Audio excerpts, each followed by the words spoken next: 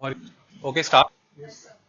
Okay, कल हमने vertical devolution पे छोड़ा था टॉपिक, आज हम हॉरिजॉन्टल डेवोल्यूशन से आगे कंटिन्यू करते हैं और बहुत सारे कंसेप्ट्स आज भी क्लियर करेंगे। Horizontal devolution of the tax share amongst the states. Okay, तो हॉरिजॉन्टल डिस्ट्रीब्यूशन का क्या तरीका रहेगा? देखिए, पंजाब मान लीजिए, Haryana, Bihar, UP, West Bengal and Orissa, Madhya Pradesh, MP. मान लीजिए ये कुछ स्टेट हैं। इस तरह से कुल मिलाकर के इंडिया के 29 स्टेट्स हैं। ये तो बहुत ही इजी हो जाए हमारे लिए, जैसे 42% है सभी स्टेट का। अगर पॉपुलेशन और एरिया सेम हो जाए तो फिर सबका पर कैपिटा इनकम सेम हो जाएगी। पर कैपिटा इनकम कितनी होती है कि उस स्टेट की टोटल जीडीपी कितनी है उसको डिवाइड कर दो उस स्टेट की पॉपुलेशन से, तो वो हो जाती है पर कैपिटा इनकम। जीडीपी क्या होता है? GDP, it is a gross domestic product. Gross domestic product क्या होता है? बेसिक एस्पेक्ट इज कि अगर आपके बारे में मैं बात करूं, कुंवर या आंचल, किसी के भी बारे में बात करूं, आपके रिश्तेदारों को या आपके अगल बगल वाले लोगों को आपकी तरक्की का पता कैसे लगेगा? आप जितनी ज्यादा अच्छी गाड़ियां खरीद रहे हैं, आप जितने ज्यादा अच्छे मोबाइल परचेज कर रहे हैं, जितने अच्छे स्कूल्स में पढ़ रहे हैं और जितने अच्छे घर में रह रहे हैं, मतलब जितनी ज्यादा गुड्स या सर्विसेज आप कंज्यूम कर रहे हैं, उससे पता लगेगा आपके नेबर को और आपके घर वालों को कि आपका घर का इकोनॉमिक सिस्टम ग्रो कर रहा है। डन। मतलब आपने वो चीजें इसलिए कंज्यूम करी क्योंकि आपकी इनकम बढ़ी, और जब आपकी इनकम बढ़ी तो आपने कंजम्पशन बढ़ा दी। जब आपने कंजम्पशन बढ़ाई तो आपने कहीं ना कहीं से कुछ ना कोई सर्विस या कोई गुड्स परचेज की होगी, तो अल्टीमेटली उनकी सेल बढ़ी। उनकी सेल बढ़ी तो उनकी भी इनकम बढ़ी। मतलब जब आपकी इनकम बढ़ती है तो उनकी भी इनकम बढ़ती है। मतलब जब आपकी कंजम्पशन बढ़ती है तो उनकी भी कंजम्पशन बढ़ती है। तो ऑल इन ऑल आप सबकी इनकम एक पॉइंट पे जाके कहीं ना कहीं एक चीज में ही खत्म हो जाएगी। वो क्या होगी? Purchase of goods and services. तो एक देश में एक साल के अंदर कितनी गुड्स एंड सर्विसेज प्रोड्यूस हो रही हैं, अगर उनको हम उनकी वैल्यू के बराबर इक्वलाइज कर दें तो पता लग जाएगा इस देश की ग्रॉस डोमेस्टिक प्रोडक्ट क्या है, जीडीपी। माने इंडिया जैसी कंट्री है, इसमें कुछ नहीं बनता है। इसमें दो चीजें बनती हैं जो यूथ को पसंद है, एक कार और एक कोल्ड ड्रिंक। सुबह शाम बस कोल्ड ड्रिंक पीते हैं और कार में घूमते हैं, ना कपड़े पहनते, ना कोई घर में रहते, कार के ऊपर ही कुछ बिछा के सो जाते। तो कार चलाते, कोल्ड ड्रिंक पीते। अब एक देश में, इंडिया कंट्री में, सिर्फ 10 कार और माने 1000 कोल्ड ड्रिंक, ठीक है। हर कार 1 लाख रुपए की और हर कोल्ड ड्रिंक 10 रुपए की। तो कुल मिलाकर कितने की गाड़ियां प्रोड्यूस हुई? 10 लाख। और कुल मिलाकर के कितने की कोल्ड ड्रिंक बनी? 10,000। तो कुल मिलाकर के गुड्स कितने की प्रोड्यूस हो रही है इस कंट्री में? 10 लाख रुपए की। तो कुल मिलाकर के इस कंट्री की जीडीपी कितनी होगी? 10,10,000। बस खत्म। इससे पता। और अगर आने वाले समय में कुछ और लोग आ जाएंगे, वो कहेंगे पढ़ना भी है तो कोचिंग लेने लग जाएंगे, तो सर्विसेज भी प्रोड्यूस होने लग जाएंगी, फिर ऐसे ऐसे जीडीपी बढ़ती जाती है।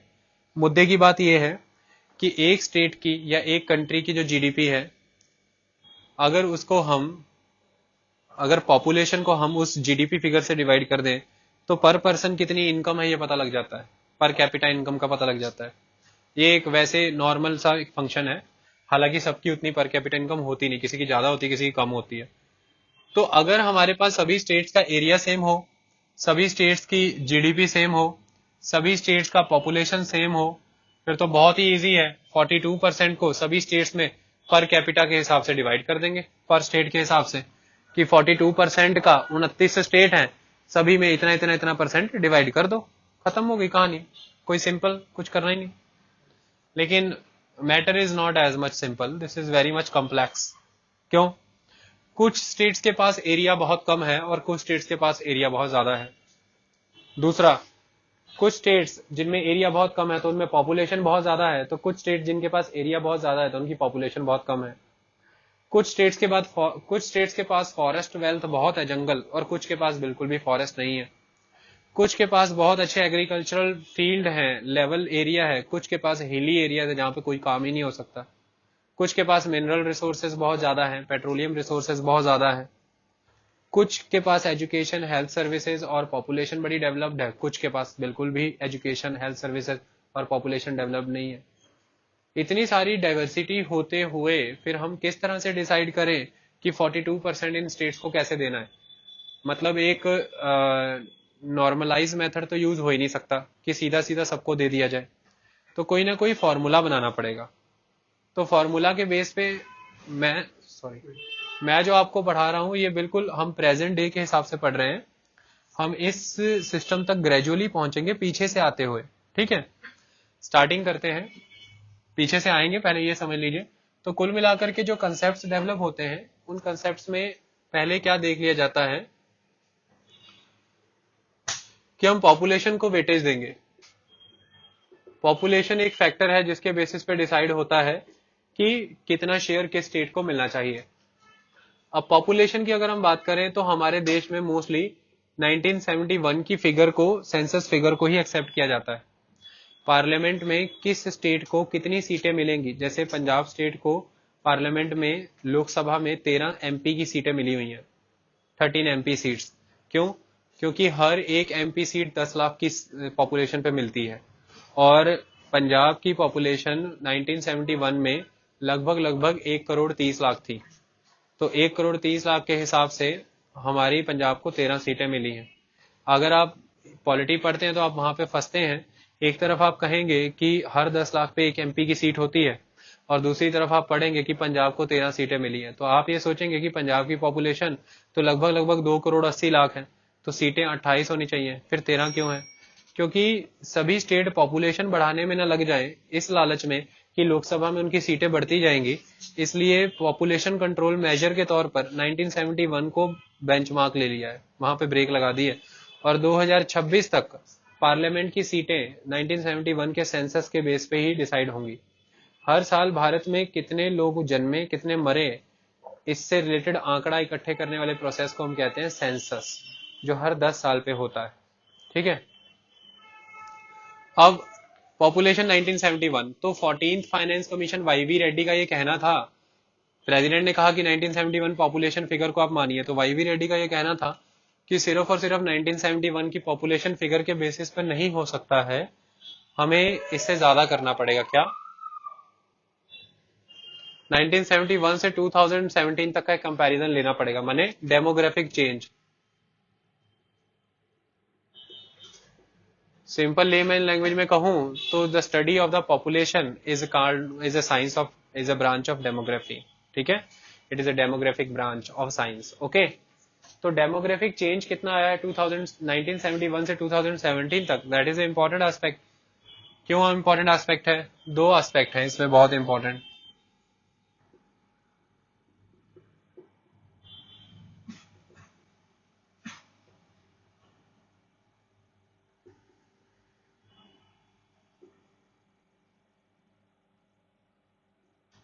Family planning and migration outward.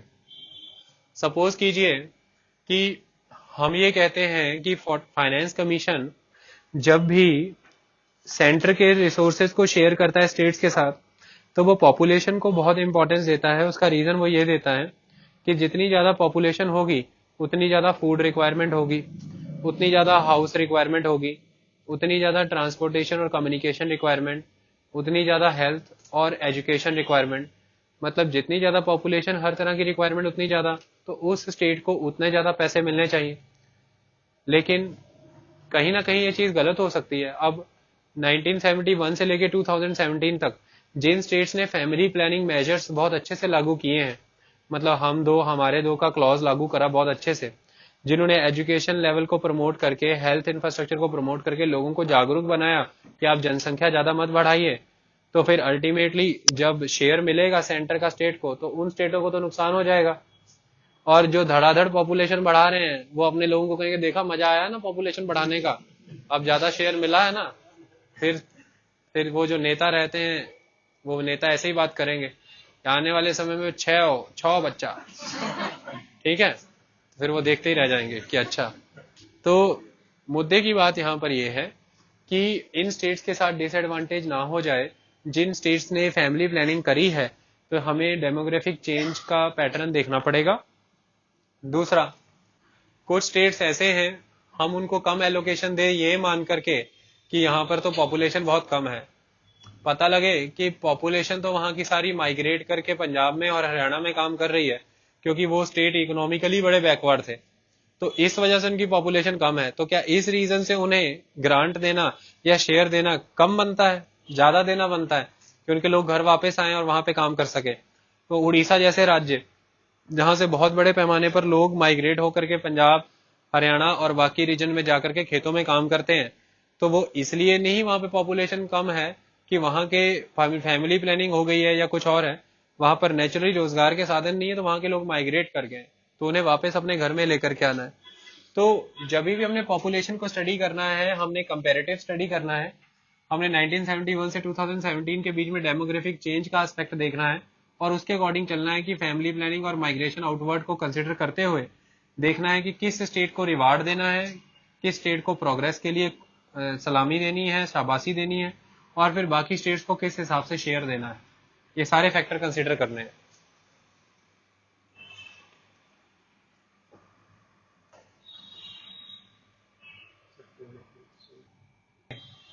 Next, अब एक चीज और फैक्टर इंपॉर्टेंस का बनता है, अगर दिमाग से आप सोचो, बहुत सारे टैक्सेस तो मोस्टली स्टेट लेवल पे ही कलेक्ट किए जाएंगे, जिसमें बहुत सारे टैक्सेस ऐसे हैं जो सेंट्रल गवर्नमेंट लगाती है लेकिन स्टेट गवर्नमेंट कलेक्ट करती है, और कलेक्ट करके या तो खुद यूज करती है या सेंट्रल गवर्नमेंट को देती है।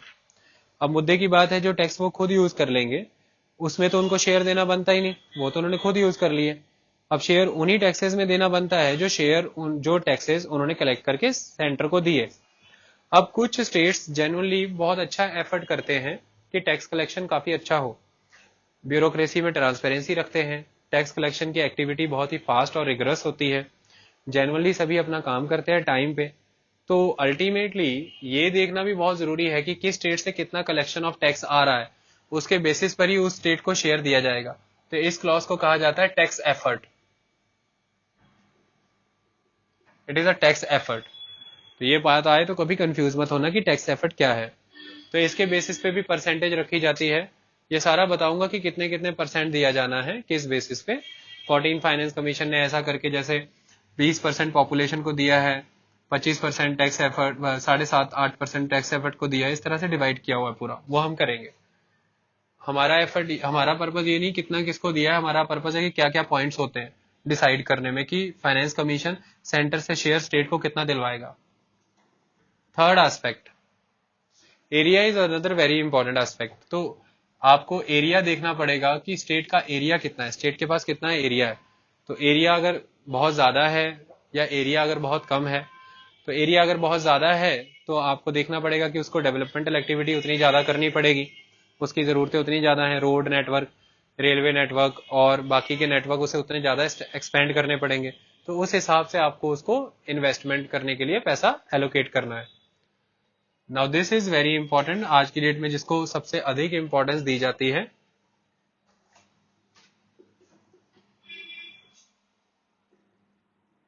यहाँ पे मैंने जीडीपी लिखा है, जीएसडीपी लिख लेना, gross state domestic product. Gross domestic product की जब हम स्टेट की बात कर रहे हैं ना,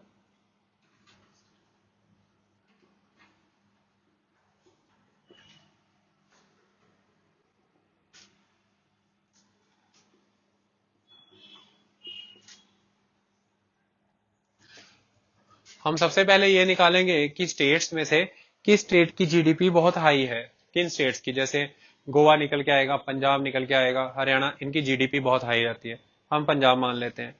फिर पंजाब को एक पॉइंट पे रख के मान लीजिए पंजाब की जीडीपी निकल करके आई है, सपोज कीजिए 2 लाख करोड़, ठीक है, जीडीपी। अब इस 2 लाख करोड़ से बाकी दूसरे स्टेट्स का डिस्टेंस कितना है, मतलब कि बिहार, तो बिहार की जीडीपी है 1 लाख करोड़। तो पंजाब से बिहार की जीडीपी का डिस्टेंस कितना है? 1 लाख करोड़। तो 1 लाख करोड़ जीडीपी कम है बिहार की।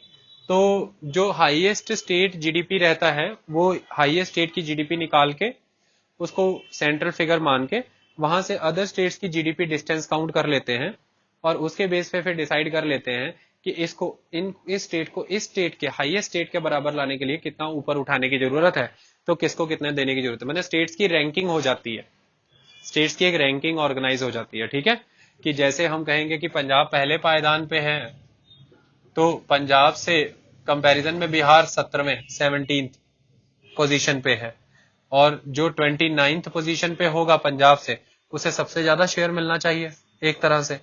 तो जीडीपी वाला पॉइंट भी कैलकुलेट किया जाता है।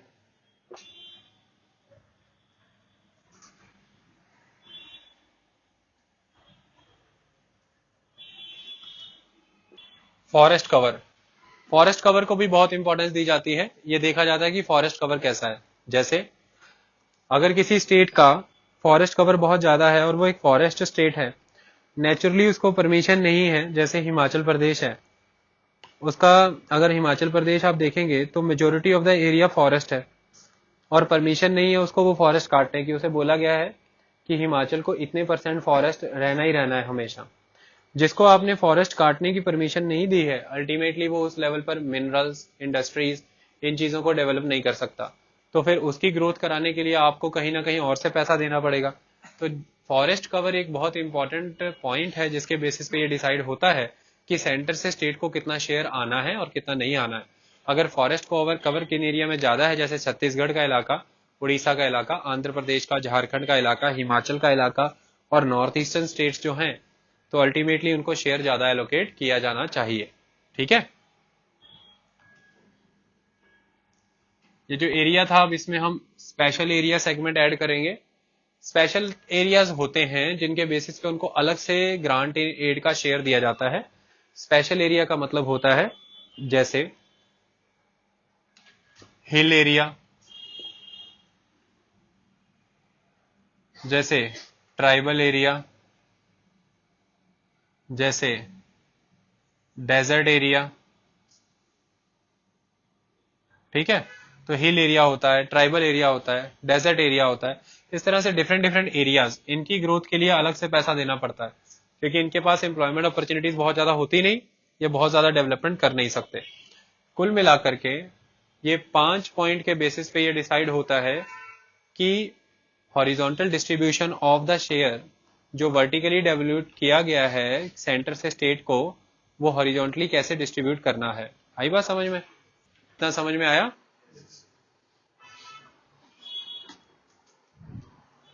अब अगला स्टेप, 2-3 बातें और समझनी है अब आपको जो बारीक हैं, टेक्निकल है इसमें। वो क्या है? सबसे इंपॉर्टेंट एस्पेक्ट, हमने अभी पढ़ा कि सेंटर से स्टेट को शेयर दिया जाता है। इसको टेक्निकल लैंग्वेज में क्या कहा जाता है? टेक्निकली इसके 2 नेम्स हैं, transfers and assistance. Transfers and assistance, ठीक है।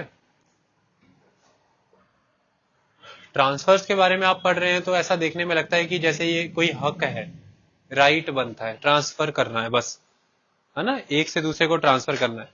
असिस्टेंस के बारे में वर्ड पढ़ रहे हैं, ऐसा लग रहा है जैसे कोई हेल्प है, कोई मदद है। अब हम 2 बॉडीज को थोड़ा डिटेल में डिस्कस करेंगे। देखिए, हमारे कॉन्स्टिट्यूशन में कुल मिलाकर के 12 शेड्यूल्स हैं, 12 शेड्यूल हैं, 1 2 3 4 करके 11 12 तक शेड्यूल आते हैं। इसमें से 8th शेड्यूल के अंदर लैंग्वेजेस गिवन है कि हमारे कॉन्स्टिट्यूशन में लगभग कितनी भाषाएं हैं, जैसे 22 languages under the 8th schedule of the constitution, जिनमें से एक लैंग्वेज पंजाबी है। ठीक है, तो इसी तरह से एक 7th शेड्यूल है, 7th schedule of the constitution.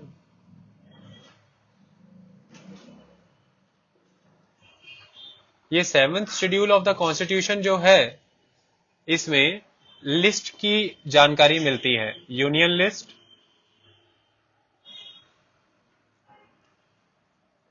Concurrent list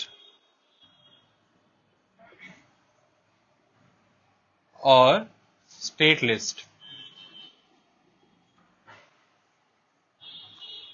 union list, concurrent list और स्टेट लिस्ट। यूनियन लिस्ट की अगर हम बात करें तो यूनियन लिस्ट में लेजिस्लेटिव, एग्जीक्यूटिव, फाइनेंशियल, जुडिशियल सारे वो इश्यूज हैं जो पार्लियामेंट के अधीन आते हैं। यूनियन लिस्ट में सभी वो इश्यूज हैं जो डायरेक्टली पार्लियामेंट के अंडर आते हैं and parliament is the supreme authority जिसे कोई चैलेंज नहीं कर सकता यूनियन लिस्ट में दिए हुए सब्जेक्ट्स के ऊपर लॉ बनाने से।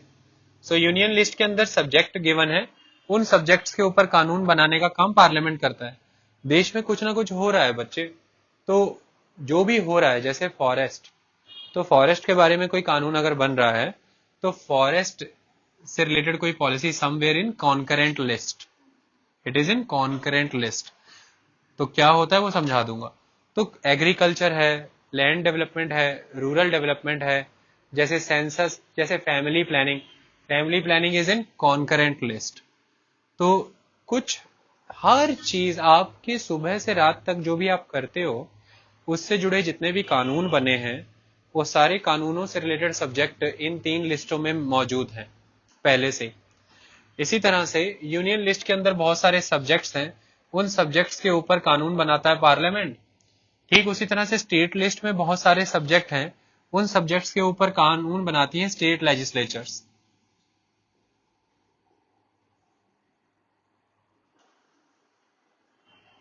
ठीक है जी। अब बात आती है कि यूनियन लिस्ट के किसी कानून के ऊपर पार्लियामेंट के अलावा किसी का राज नहीं, स्टेट लिस्ट के किसी भी कानून के ऊपर स्टेट लेजिस्लेचर के अलावा किसी का राज नहीं। तो कॉन्करेंट लिस्ट में दिए हुए इश्यूज के ऊपर both parliament and state legislatures दोनों लॉ बना सकती हैं। लेकिन जहां पर भी दोनों के बनाए हुए लॉ आपस में टकराएंगे, कन्फ्लिक्ट होगा, वहां पे पार्लियामेंट का लॉ स्टेट लेजिस्लेचर के लॉ को ओवरराइड कर जाएगा, उस पर हावी पड़ जाएगा, माने स्टेट लेजिस्लेचर का लॉ वहां पे अंत हो जाएगा, खत्म हो जाएगा। ठीक है।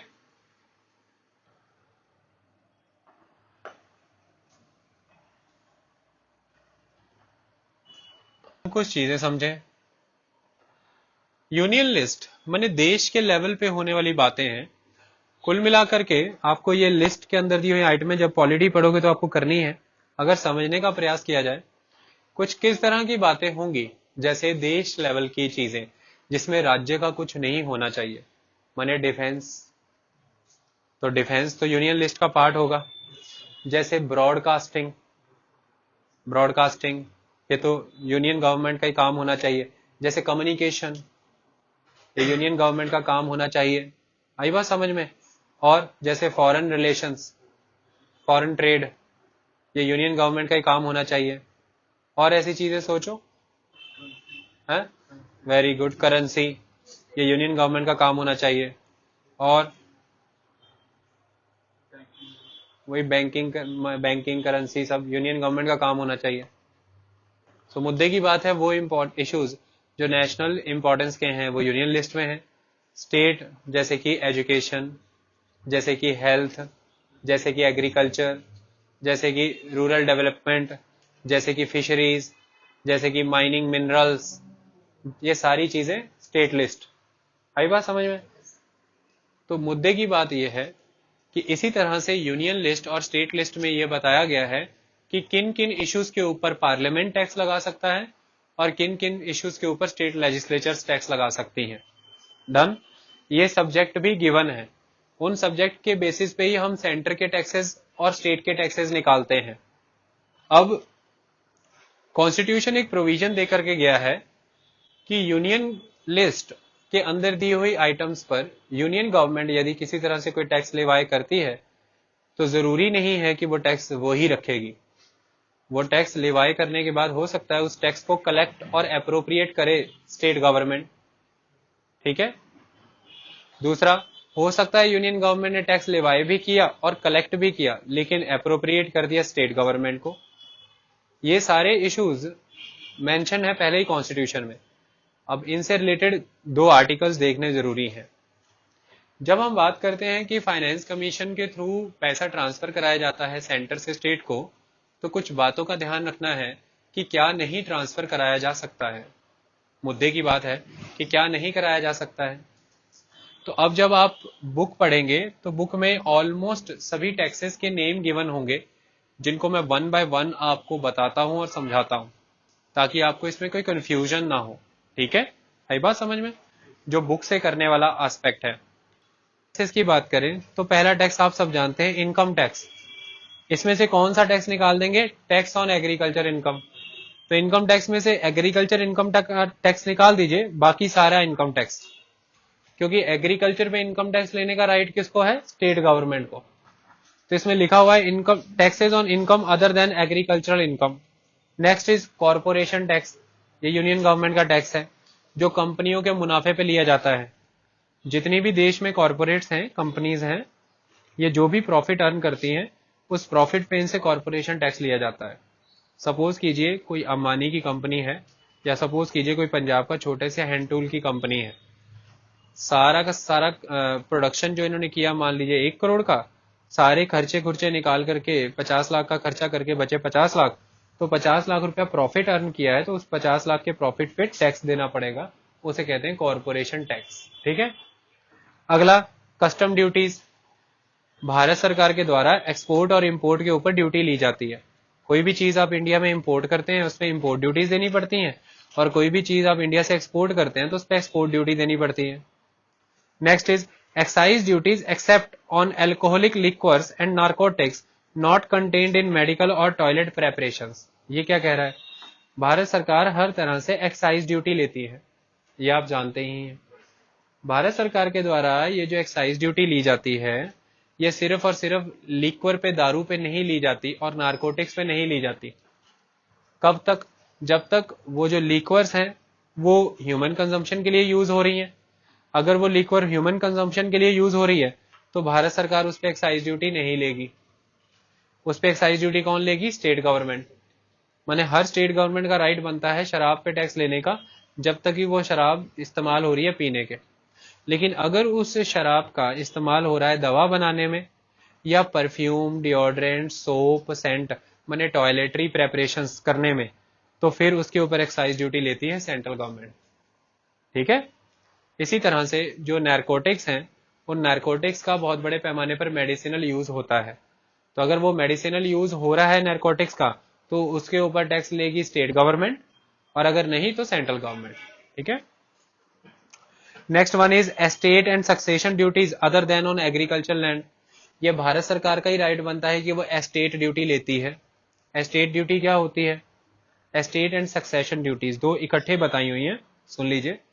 मान लीजिए कि आपके कोई पूर्वज हैं, आपके दादा पिताजी कोई भी, वो एक बहुत बड़ा एस्टेट कई करोड़ों का या कई लाखों का आपको छोड़ गए हैं, तो आज से वो आपको मिलेगा। तो जब वो एक जनरेशन से दूसरी जनरेशन को मालिकाना हक जब बदलने लगता है उसका, उसके ऊपर आके सरकार एस्टेट ड्यूटी ले लेती है। डन। माने जब कोई नया सक्सेसर बनता है उससे सक्सेशन टैक्स ले लिया जाता है कि आप आज के बाद से इस प्रॉपर्टी को सक्सीड करोगे, आपको सक्सेशन टैक्स देना है। इसमें से सिर्फ कौन सा लैंड एग्जम्प्ट किया गया है? Agriculture land. अगर आपको अपने बाबा दादा से एग्रीकल्चर लैंड आगे मिलता है, उसके ऊपर कोई एस्टेट ड्यूटी भी नहीं बनती और उसके ऊपर कोई सक्सेशन टैक्स भी नहीं बनता। Agriculture land is exempted because it is under the state government. वो लोग लेंगे, ये लोग नहीं लेंगे, वो लेंगे। आगे, rate of stamp duties on financial documents. Stamp duties होती हैं, आप जब कोर्ट कचहरी में जाते हो वहां पे स्टाम्प ड्यूटीज का प्रयोग होता है। और स्टाम्प ड्यूटीज, स्टाम्प पेपर पे कोई भी बात लिखी जाती है, आपका डोमिसाइल सर्टिफिकेट है या कोई भी सर्टिफिकेट है, स्टाम्प पेपर पे बनता है। हर तरह की स्टाम्प ड्यूटी लेने का राइट सिर्फ और सिर्फ स्टेट गवर्नमेंट को है। लेकिन कौन सी स्टाम्प ड्यूटीज पे सेंट्रल गवर्नमेंट चार्ज करती है? जो फाइनेंशियल डॉक्यूमेंट्स हैं, जैसे कोई चेक है, कोई प्रोमिसरी नोट्स है, कोई बिल ऑफ एक्सचेंज है। इस तरह के और डॉक्यूमेंट होते हैं बिजनेस हाउसेस के, एक दूसरे से पैसा लेने और देने के। तो cheque, promissory note, bill of exchange, इनके ऊपर जो स्टाम्प ड्यूटी का खर्चा आता है वो सेंट्रल गवर्नमेंट को जाता है। बाकी इनको छोड़ के कहीं पे भी स्टाम्प ड्यूटी यूज हो रही है तो वो स्टेट गवर्नमेंट की बनती है। आई बात समझ में? आगे है taxes other than stamp duties on transaction in stock exchanges and future markets. आप शेयर बाजार में गेम करते हैं, शेयर खरीदते हैं, बेचते हैं, तो शेयर बाजार के ऊपर जितना भी खरीद बेचने के ऊपर जो भी टैक्स बनता है वो केंद्र सरकार का बनता है। ठीक है, वही इसमें बताया गया है। टैक्सेज ऑन सेल और purchase of newspaper and on advertisement therein. एक मैंने आपको कल अच्छे से समझाया था कि एक स्टेट के अंदर कोई भी चीज बेची जाएगी तो उसके ऊपर सेल टैक्स स्टेट गवर्नमेंट लेगी, लेकिन सिर्फ और सिर्फ न्यूज़पेपर एक ऐसी चीज है जिसके ऊपर सेल टैक्स स्टेट गवर्नमेंट नहीं लेती है। न्यूज़पेपर की बिक्री के ऊपर जो सेल टैक्स है और उसकी खरीद के ऊपर जो टैक्स है वो केंद्र सरकार लेती है, और उसमें दी हुई कोई एडवर्टाइजमेंट भी है यदि, उसके ऊपर भी पैसा केंद्र सरकार ही लेती है। Taxes on railway freight and fares, terminal taxes on goods और passengers, taxes on the sale और purchase of goods in the course of interstate trade. ये 10वां 11वां टैक्स आपके लिए इंपॉर्टेंट नहीं है। लास्ट 12वां टैक्स ये कहता है कि एक स्टेट से दूसरी स्टेट में सामान बिकता है, वो लुधियाना का हीरो साइकिल जो जाकर के बिका था बिहार में, पंजाब का साइकिल, उसके ऊपर इंटरस्टेट सेल हुई है तो उसके ऊपर सेंट्रल सेल टैक्स लेगी सेंट्रल गवर्नमेंट, और जिस स्टेट से साइकिल बन के निकला है पंजाब, उसको पैसा दे देगी। तो कुल मिलाकर के ये टैक्स हो गए लगभग लगभग यूनियन गवर्नमेंट के, जिसका पार्लियामेंट में गिवन है। इसके ऊपर पूरा का पूरा राइट बनता है केंद्र सरकार का, वो कुछ भी नियम इसके रिलेटेड बना सकती है। इसी तरह से स्टेट गवर्नमेंट के हैं, पहला लैंड रेवेन्यू। लैंड रेवेन्यू लिया जाता है, जो लैंड होता है खेती बाड़ी वाला, उसमें पटवारी के कहने पर तहसीलदार के द्वारा लैंड रेवेन्यू लिया जाता है। पटवारी कैसे काउंटिंग करता है, नंबरदार आता है, लंबरदार जो होते हैं गांव के, लंबरदार खड़ा होकर के वहां पर सारी काउंटिंग मेजरमेंट करवाता है। Next, taxes on the sale and purchase of goods except newspaper. अभी हमने पढ़ा किसी भी चीज की सेल एंड परचेज पे सेल टैक्स लगेगा न्यूज़पेपर को छोड़ करके। Next, taxes on agriculture income. अभी हमने पढ़ा एग्रीकल्चर इनकम पे टैक्स स्टेट गवर्नमेंट लेती है। Next, tax on land and building. आपके स्टेट में जितनी भी लैंड और बिल्डिंग होता है इसके ऊपर टैक्स लेने का राइट होता है स्टेट गवर्नमेंट को। तो आप लोगों से प्रॉपर्टी टैक्स लेती है ना स्टेट गवर्नमेंट, तो प्रॉपर्टी टैक्स एक तरह से बिल्डिंग टैक्स ही है, वो स्टेट गवर्नमेंट लेती है। Succession and estate duties on agriculture land, अभी हमने पढ़ा। Taxes on entry of goods into a local area. आपके स्टेट में जब कोई चीज एंटर होगी उसके ऊपर भी आप एंट्री टैक्स ले सकते हो, और उसके बाद आपके किसी लोकल एरिया में आगे चीज एंटर हो रही है उसके ऊपर भी आप ऑक्ट्रॉय ले सकते हो। माने किसी शहर की हद में अगर कोई सामान ऐड हो, जैसे एक तो हो गया पंजाब में एंटर होना, उसके बाद पंजाब आने के बाद किसी शहर की हद में कुछ एंटर हो रहा है तो आप उसके ऊपर ऑक्ट्रॉय ड्यूटी लेते हो। It is a kind of entry tax on the local area. उसके बाद taxes on mineral rights subject to any limitation impose by parliament. जो मिनरल्स होते हैं इसके ऊपर टैक्स भी राज्य सरकारें लेती हैं। Taxes on the consumption and sale of electricity, जो बिजली है इसके ऊपर भी राज्य सरकार का राइट है, उसकी सेल और उसकी कंजम्पशन पे जो टैक्स लेती है वो राज्य सरकार लेती है। Stamp duties except those on financial documents, समझा दिया। Taxes on goods and passenger, इसको छोड़ देते हैं। Taxes on luxuries including entertainment, betting and gambling, कल बताया था। लॉटरी का टिकट खरीदते हो तो टैक्स राज्य सरकार को जाता है। टोल्स ये राज्य सरकार के होते हैं। Taxes on profession, trade, calling, employment, profession tax मैंने कल आपको बताया था। कैपिटेशन टैक्स ये छोड़ दो, इसकी अब इंपॉर्टेंस नहीं है, हा? बताता हूँ बच्चे। Taxes on advertisements other than those contained in callings, जैसे बोलियां लगाते हैं और ये सारी चीजें होती है ना, हाँ एक तरह से। Taxes on advertisements other than those contained in newspaper, जो बाकी एडवर्टाइजमेंट हो रही हैं, शहर में होर्डिंग लगे हुए हैं ना जगह जगह, इसके ऊपर टैक्स जाता है, सर्विस टैक्स राज्य सरकार को। और बाकी जो ऑनलाइन एडवर्टाइजमेंट हो रही है, अखबारों में हो रही है, न्यूज चैनल में हो रही है, इसका सारा का सारा सर्विस टैक्स जाता है केंद्र सरकार को। कुल मिलाकर के ये दो टैक्स के कॉलम्स थे, बस इसको आपको एक बार ये देख लेना है। मुद्दे की बात जो है कि आपको नाम याद रखने की जरूरत नहीं है, लॉजिकली आपको क्लियर हो जाएगा कि कौन सा यूनियन का बनता है और कौन सा स्टेट का बनता है, अगर आप ध्यान से देखेंगे। अब इसमें जो समझाने वाली मेन मुद्दे की बात है वो ये है,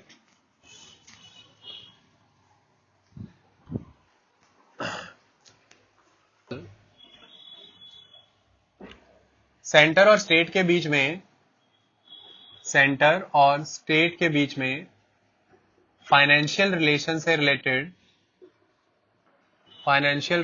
रिलेटेड आर्टिकल्स आते हैं कॉन्स्टिट्यूशन में। Articles 267 to article 281। आर्टिकल 267 से लेके आर्टिकल 281 तक आप फाइनेंशियल रिलेशन स्टडी करते हैं अंडर द कॉन्स्टिट्यूशन। अब इसमें एक इंपॉर्टेंट एस्पेक्ट ये आ जाता है कि article 268 article 269, article 270 and article 271। ये क्या कहता है? आर्टिकल 268 उस आर्टिकल की बात, उन कमोडिटीज की बात करता है। आर्टिकल 268 के अंदर वो चीजें कवर होती हैं जिन वस्तुओं पर सेंट्रल गवर्नमेंट टैक्स लेवाई करती है, लेकिन उसे कलेक्ट करना और खुद अपने पास रख लेना राज्य सरकार का हक होता है। माने taxes levied by the central government but collected and appropriated by the state governments, ये 268 में कवर होते हैं। आर्टिकल 269 में वो कमोडिटीज कवर होती हैं जिन पे टैक्स लिवाए सेंट्रल गवर्नमेंट करती है, टैक्स कलेक्ट भी सेंट्रल गवर्नमेंट करती है, लेकिन दे देती है स्टेट गवर्नमेंट को। Taxes levied and collected by the central government but appropriated to the state governments। Article 270 में आते हैं सेस, आर्टिकल 271 सरचार्ज। और सेस और सरचार्ज ये केंद्र सरकार का हक होता है, ये राज्य सरकारों के साथ वो शेयर नहीं करता, सेस और सरचार्ज। दैट इज द खासियत of the cess and surcharge. इसलिए कोई भी सेंट्रल गवर्नमेंट सेस और सरचार्ज लगाने में ज्यादा खुशी मनाती है, क्योंकि फिर उसे फाइनेंस कमीशन के अंडर इन पैसों को शेयर नहीं करना होता स्टेट गवर्नमेंट के साथ। That is the concept. मुद्दे की बात, मैंने ये थोड़े से आर्टिकल बताए, ये जरूरी थे। Chapters are the beloved of civil services exam, they are like प्रेमिका। इन्हीं चैप्टरों से उन्हें मोहब्बत है। क्यों? अब तक का हमारे देश में 2 एडमिनिस्ट्रेटिव रिफॉर्म्स कमीशन बन चुके हैं, एक 283 में सरकारिया कमीशन, एक 2007 में पुंछी कमीशन। सो कुल मिलाकर के अब तक 2 एडमिनिस्ट्रेटिव रिफॉर्म्स कमीशन बने हैं। What do you mean by the administrative reforms commission? When I am talking about administrative reforms commission की अब तक एडमिनिस्ट्रेशन जो रिलेशन है सेंटर स्टेट के बीच में, इसमें रिफॉर्म्स कैसे लेकर के आए कि स्टेट्स की जो पावर है, ऑटोनॉमी है, उसको एनक्रोच ना कर जाए सेंट्रल गवर्नमेंट। क्योंकि now a days central government with the help of IAS IPS officers, IFS officer, IRS Indian revenue services officer, Indian forest services officer, under the forest